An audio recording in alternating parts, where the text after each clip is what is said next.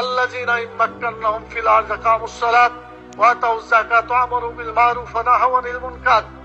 যারা রাষ্ট্র ক্ষমতা পাবে তারা দেশে নামাজ চালু করে মানুষের চরিত্র ভালো করে দেবে এবং যাকাত চালু করে মানুষের ক্ষুধা দারিদ্র বেকারত্ব দেশ থেকে তারা বিতাড়িত করবে।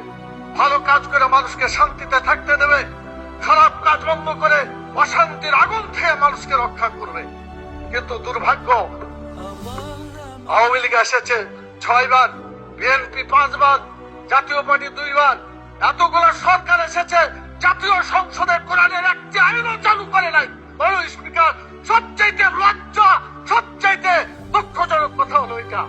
আমরা চাই আমরা এদেশে কোরআনের আইন চালু করে মানুষকে মুক্তি দেব।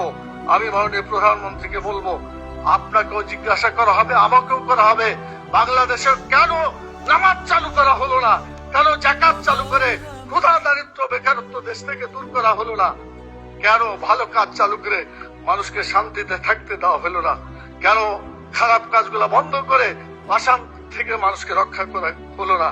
মাননীয় স্পিকার, আমি আপনার মাধ্যমে মাননীয় প্রধানমন্ত্রী সহ আইনমন্ত্রী পাশে বসে আছেন, তাদের জবাব দিবেন এবং বলবেন তাদের দায়িত্বটা কি। এরপরে যে কথাটা আমি বলতে চাই,